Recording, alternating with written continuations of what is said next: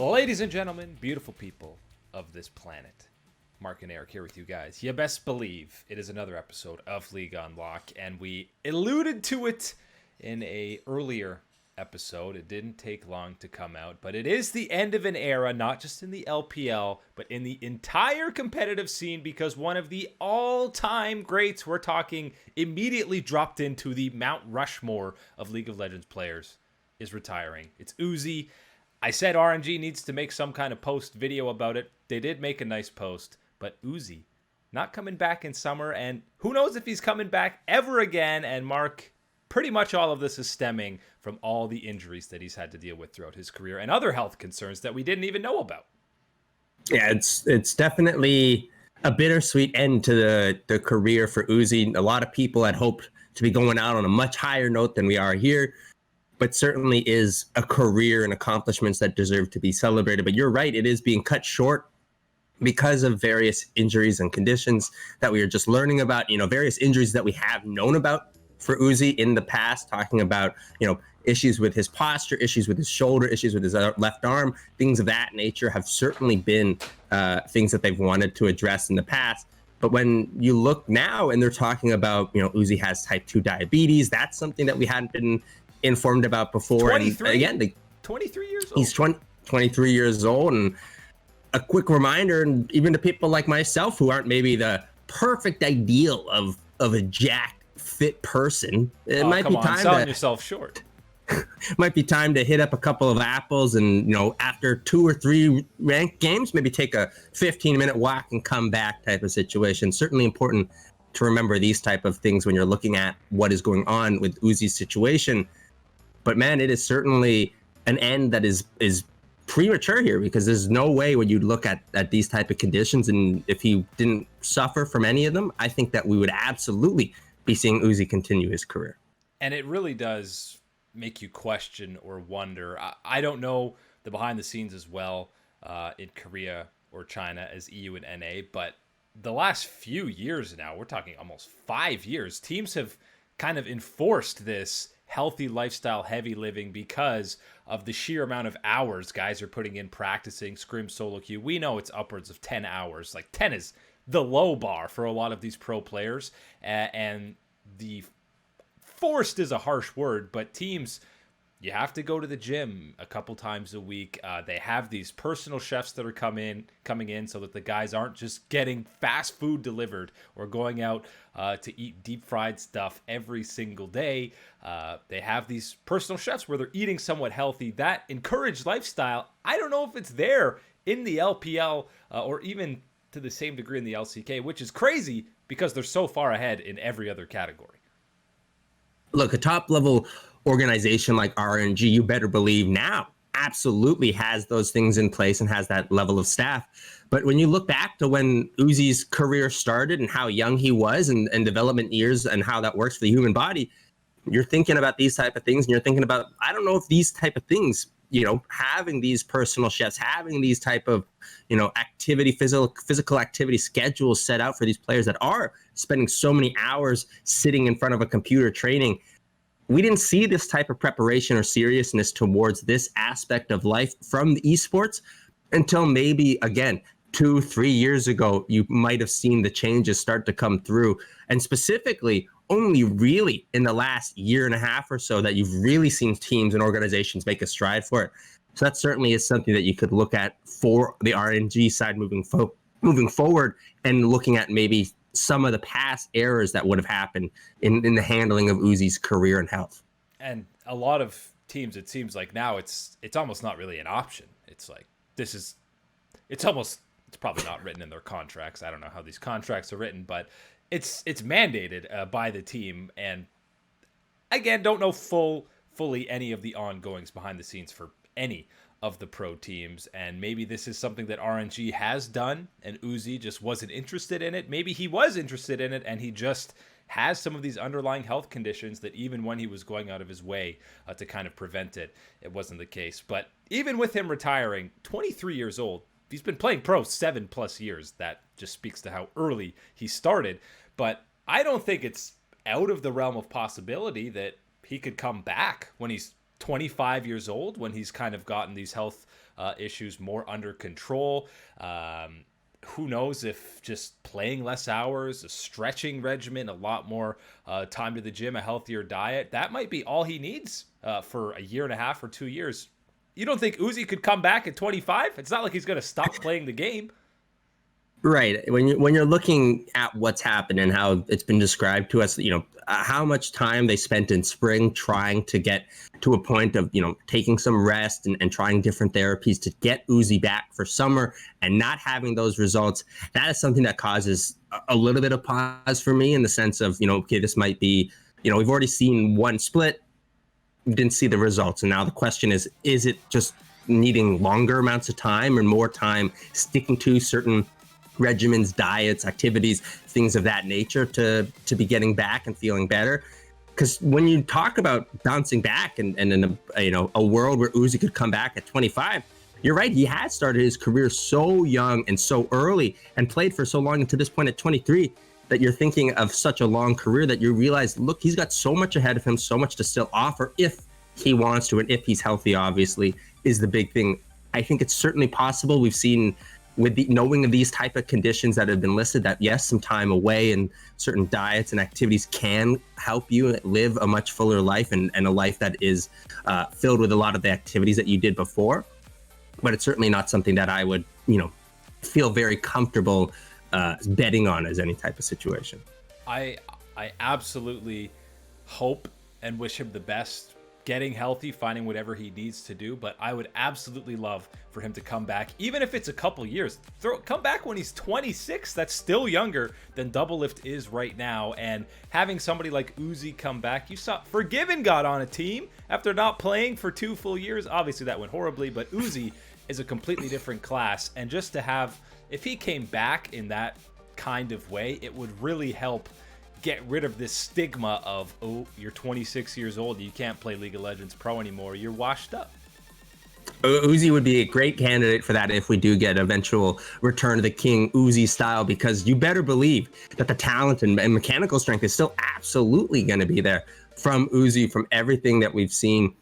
This is a legendary player that would absolutely be able to deliver those type of performances. And when you think about, moving forward, even if Uzi it doesn't come back as a player, you better believe that he will be involved with the League of Legends scene moving forward. This is someone who is so clearly in love with the game and in love with the characters and universe that League of Legends has built itself, even before you start adding in the whole competitive side and being a professional player. So Uzi is just simply someone who loves League of Legends in the game. You better believe that he will be around a long time. And even in the post that RNG released, they said I don't really know fully what it means, but he's still associated with RNG. They said that they're going to help him move forward wherever he decides to take his career. So absolutely, if he still wants to be involved with the game or just esports in general, I think he's reached that legend status of Faker with T1, where you want a job, post playing career, whatever you want, man. He's going to be with RNG, I'm pretty sure. Yeah, and that's certainly something that is very nice to see. I mean, I can't imagine the backlash that would be against him if it was the other side. But it is good to see an organization like we know RNG and is well thought of internationally, let alone outside of China. It's just certainly good to see them stand beside this player for so long and who has been an icon for their organization and game. It really is nice to see them stick with him and obviously offer all of that continuous support. And I'm not writing off that there isn't some kind of return a couple years down the line at the very least. But if he doesn't, and this is the end of the road for Uzi as a professional League of Legends player, he is immediately on the Mount Rushmore of pro players. He's the best AD carry of all time, hands down.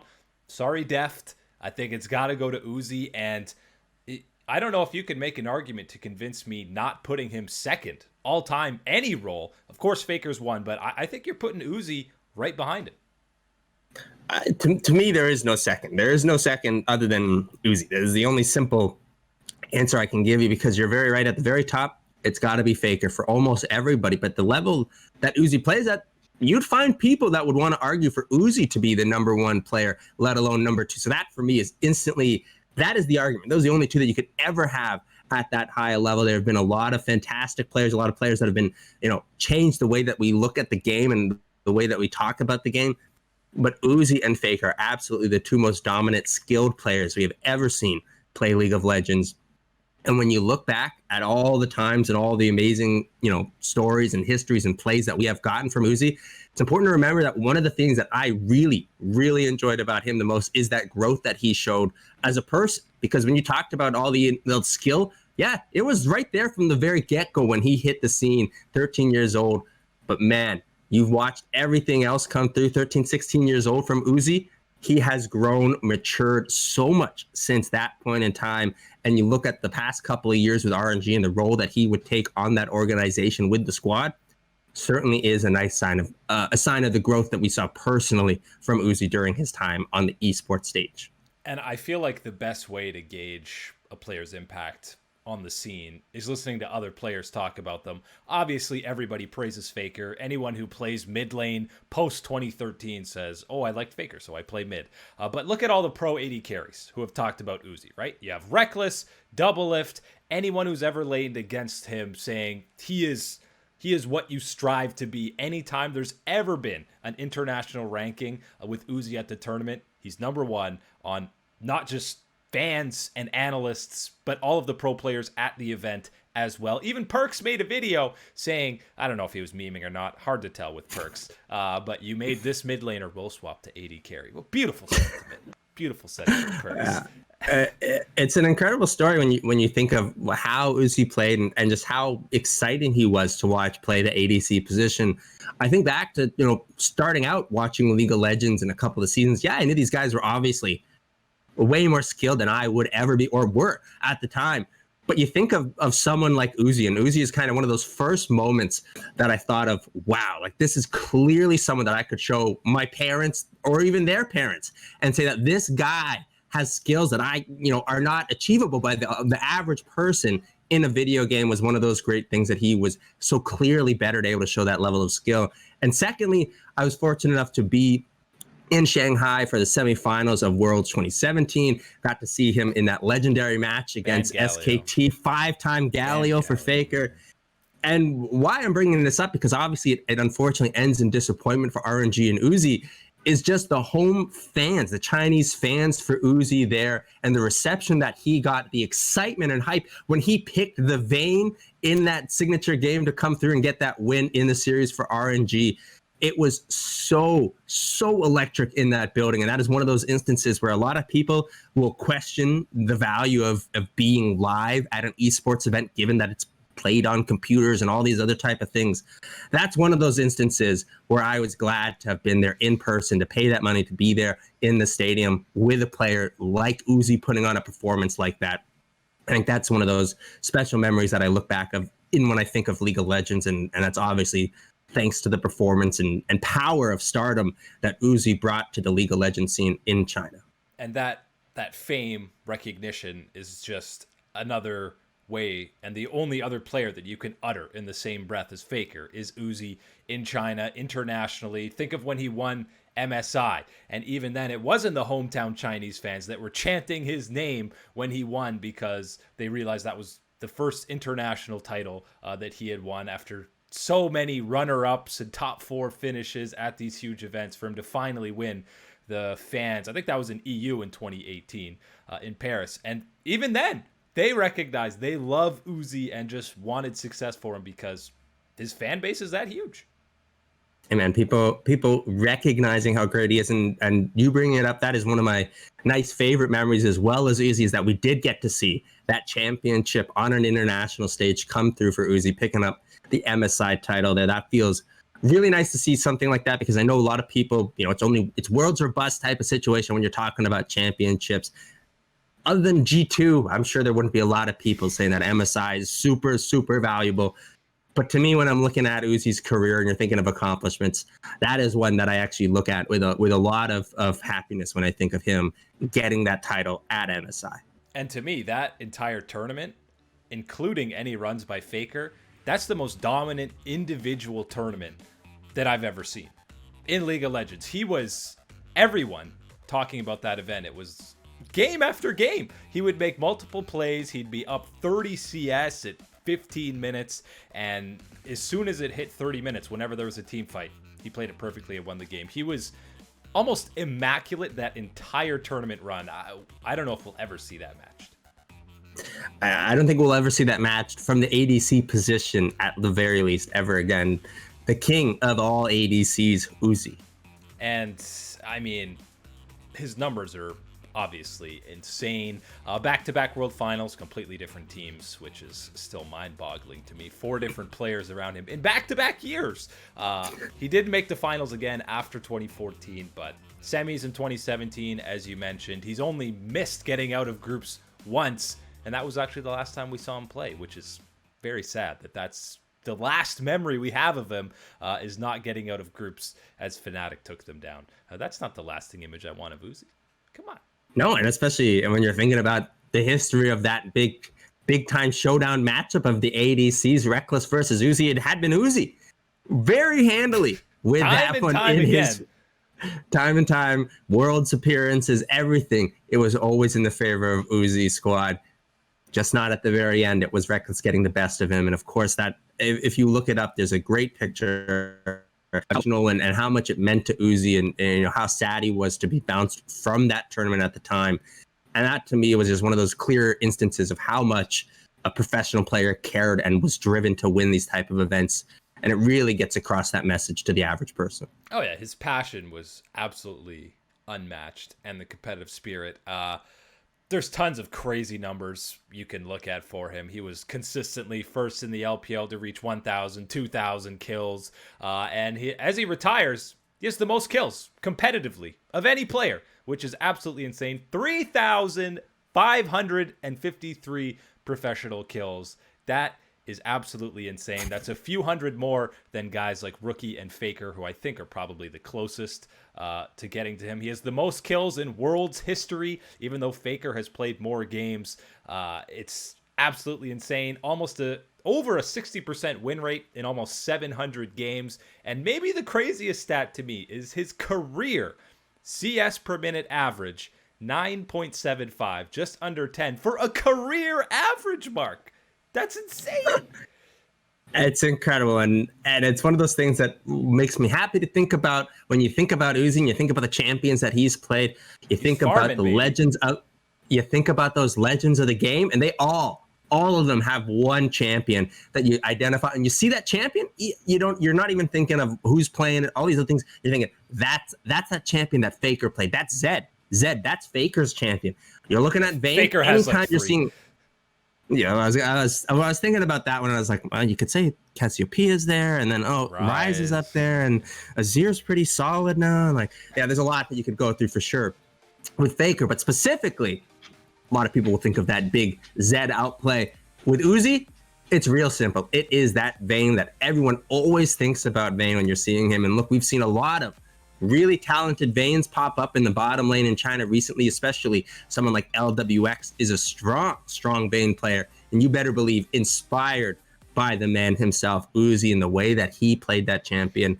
The only thing that's sad about Uzi and Vayne is how dirty they did him in the Rise video with drawing Uzi like Vayne. They didn't do him any favors there. Yeah, that was, I think the camera definitely added about 10 pounds in that video. Like 15. Yeah, nice. 15 maybe. But also recently, you heard Karsa talking about, this is again just speaking to the greatness of Uzi, comparing Uzi to Jackie Love, because Karsa, sure, he's played with both of them in a professional setting, and, Jackie Love's great, but Uzi is like, I forget the wording he used, but it was almost like God figure within the team. Like, he didn't even need to say anything. Just having his presence on the team was like, okay. And I think the term he used for Jackie Love was like son, but Uzi is like father.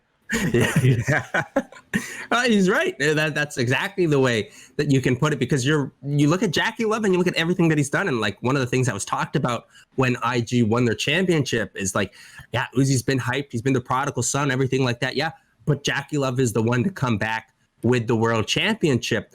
You looked at the way that they played afterwards and how they would play in those individual matchups. It was, again, yes, dominance and clean play from IG. And again, this is not to disparage Jackie Love in any type of way. Jackie Love's terrific. Amazing player. But you've seen Uzi, and you see how Uzi played, and you kind of saw the reaction that he had to people saying that Jackie Love was, he's usurping you, man. He's taking it over. He's won that championship before you ever could have. Uzi put that to rest really fast with a couple strong performances that said, I'm the king. You look at me, I'm Uzi. Come on. Yeah, and 7+ years where I don't care, even when he was transferred in 2015 and wasn't on RNG, didn't make it to Worlds. I don't think you could ever in a sane mind have rated him below a top 380 carry in the world his entire career.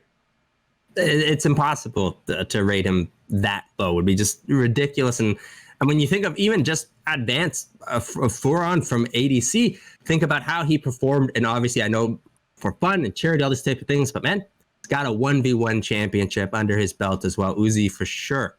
Back to back. One of the kings. Man, gotta respect that. That's what we forget. The Grand Slam year that G2 denied them, he also won All-Stars with the LPL and the 1v1 tournament. So my man won the 1v1, All-Star, LPL Spring, LPL Summer, MSI. Wish he got that Worlds dub. But so close. Couldn't click the lantern. He couldn't click the nope. lantern. Hey, too much from G2. And that's one of those things where it's important to remember that, look, even talking about Uzi in this type of light and praising him up, all these type of things, even players at this level do have their failures, do have their setbacks. That's obviously what we have mentioned a couple of times with Uzi, but it's always one of the things that you have to be looking back is how these players bounce back. What's the mental attitude afterwards? They were always hungry for more, always hungry for that opportunity to get redemption. And that's something that I always thought was really great from Uzi, is to see how much he would pour his heart and emotions into the very moment to try and get it, let it all out, take a day or two to rebound. And then he was back at it, practicing back in solo queue, hitting it up again, trying to get better. This news really just makes me wish that we appreciated more way back in Season 3, the 2013 World Championship, when him and Faker did match up in the World Finals. Ended up being a stomp in the way of SKT. But it's just amazing that those two legends, who now we're clearly talking about as 1-2 all-time, met so early on in their careers when they were both 17 years old. And it is just something that you're going to be left with those wondering questions of what would happen if we didn't have these physical conditions, these injuries for Uzi, ending the career so short. Because as you said, you look at 23 years old, you look at the body of his work, you look at the way that he's able to still play mechanically, the door will always, let alone his actual accomplishments in the name, his skill will always keep that door open for Uzi to make a return to the professional stage. And that's one that, look, if he chooses to never come back, I'm very happy and obviously celebrating what he did and what he's accomplished as a player. But obviously, arms are wide open to welcome him back. Anytime Uzi wants to come back in any type of capacity to the League of Legends or esports scene, welcome him in on it. And teams will be thinking the same thing if he ever does make his return. But don't knock on this man because he doesn't have a world championship. It's not a blemish. He is the Utah Jazz of the 90s. He just happened to run into the Bulls, 3 times when he went to the world championship in SKT. Because without them, my man's got at least 2 world titles. Without Faker, this guy's got world titles. And that's not meant to disparage the actual skill and the players that were on those SKT teams helping Faker when he was at his rookie point. But man, you looked at the way that the plays went. Without Faker, yeah, you'd be talking about Uzi as a different type of world champion. RNG versus Samsung 2017 finals? I don't know. RNG could have won that for sure. I'm sure RNG wouldn't be letting through the Malzahar those games. Hey, he would have built QSS first item, and he would have been fine. So that's just the Uzi way. But man, it doesn't matter. It could be years. Even if he never plays again on the professional scene, he is on the Mount Rushmore of League of Legends, and it's going to be a long time before somebody takes away that best 80 carry of all time title away from our boy Uzi. That is it today, though, for League Unlock. Mark and Eric here with you guys, as always, wishing Uzi the best in whatever future endeavors. Hope he stays in the scene. Thanks for watching. Catch you guys on the flippity flop.